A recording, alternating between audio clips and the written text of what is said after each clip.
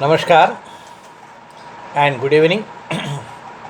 Today we'll discuss about an upcoming company called MEGHMANI Organics Limited.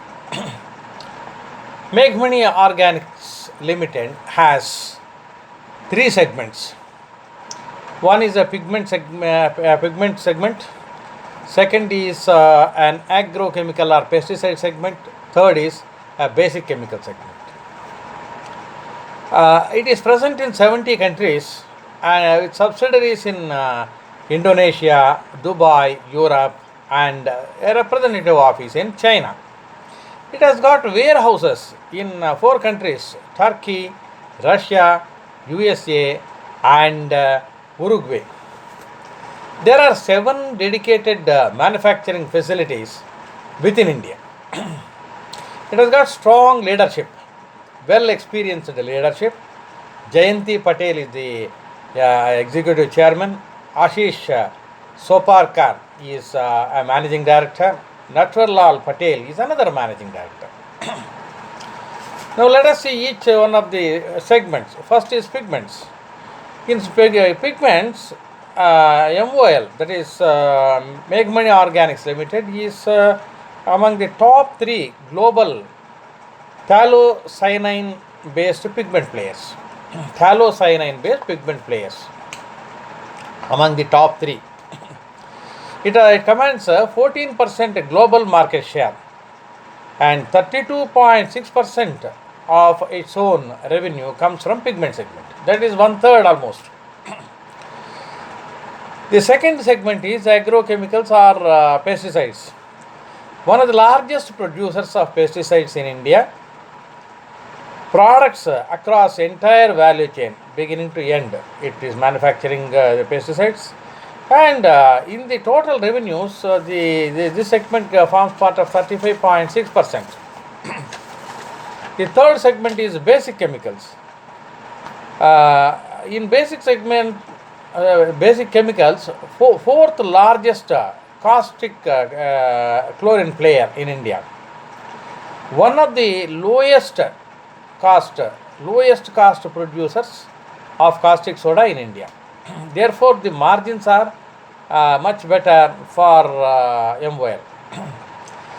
And 33.1% of overall company revenues comes from caustic soda and basic chemicals rather. So, in other words, each of these three segments, pigments, agrochemicals and basic chemicals, one third almost, approximately. The top management is very competent, very knowledgeable, and the technical staff also is well trained and well qualified. Now the customer base, so this is internal. Now customer base also is well diversified. More than 400 plus customers based in especially pigments and agrochemicals, which come from export markets across diverse industries. The customers are not in a single industry, and the number of customers are also 400 plus, so well diversified. Then there are 2,800 stockists, agents, distributors, and dealers across India. We have seen outside there are representative offices, etc., etc. Now, more than 50% comes from the export market. Now, what about the revenue growth? In the last 5 years, revenue has grown at a CAGR of 11.2% over the last 5 years, with higher contribution from basic chemicals.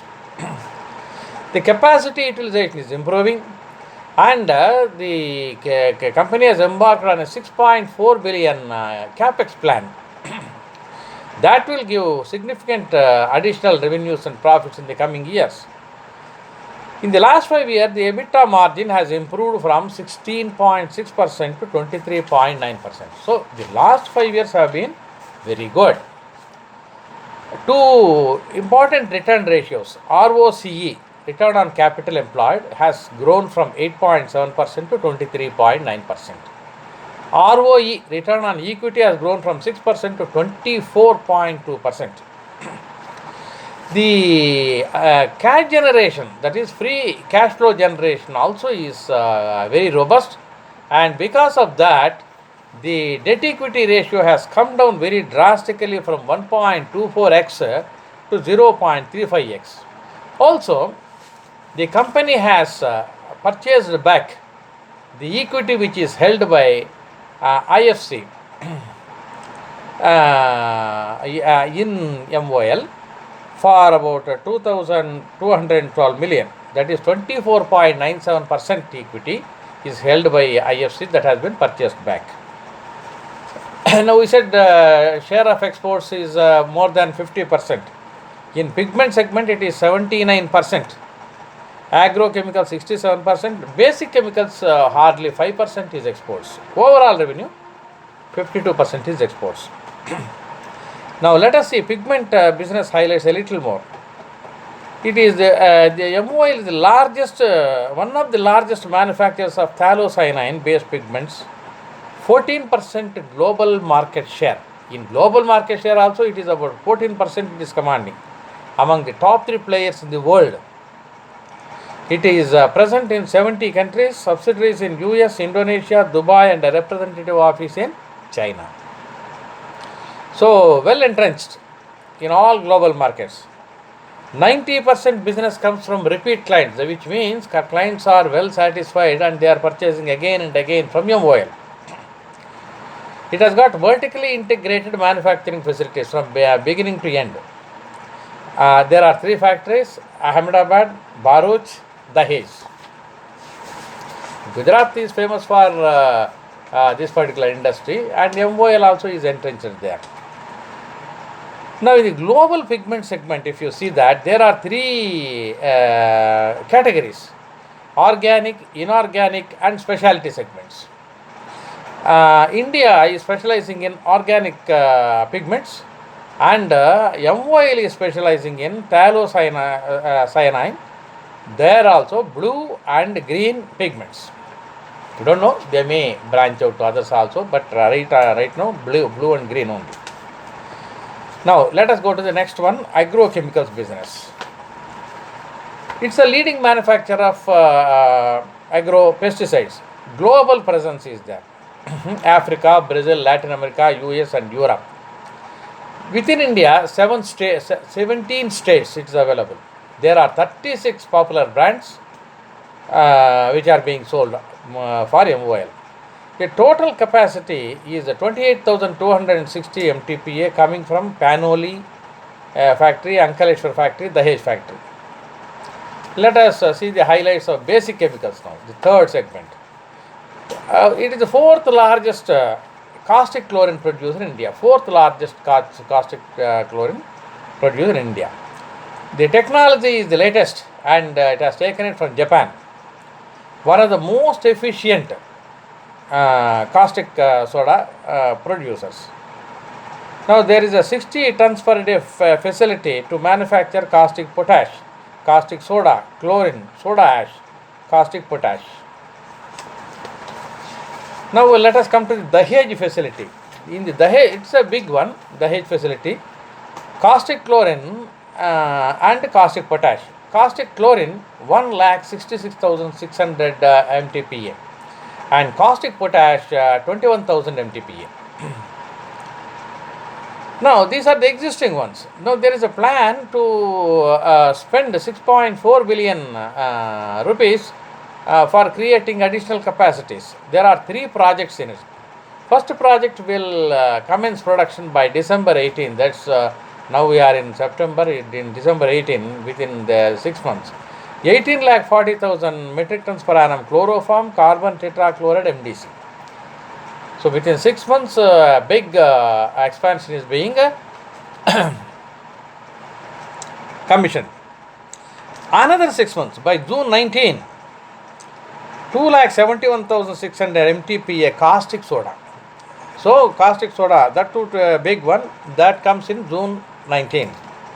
That is the second project. Third project, June 9. Another project in June 19. 30,000 MTPA of hydrogen peroxide. So 3 projects. One is by December 18. The other 2 are by June 19. So successively we can expect quantum jump in production capacities. Now they have to find customers, etc., for that. And company says all these projects are margin accretive, and especially they will give higher EBITDA margins than at present, and especially in the basic chemical segment. The global chlor-alkali market is growing by about 5.9%, whereas Indian chlor-alkali market is growing by 6.5%. So the company feels there is no problem in selling. So therefore it has set a very high revenue target for each of these three segments. 10 billion per annum is the revenue target set for all the three segments.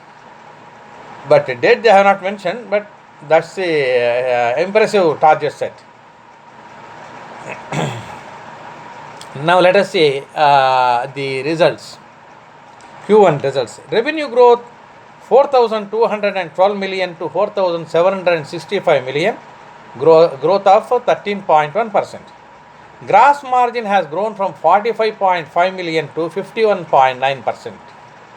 45.5% to 51.9% gross margin.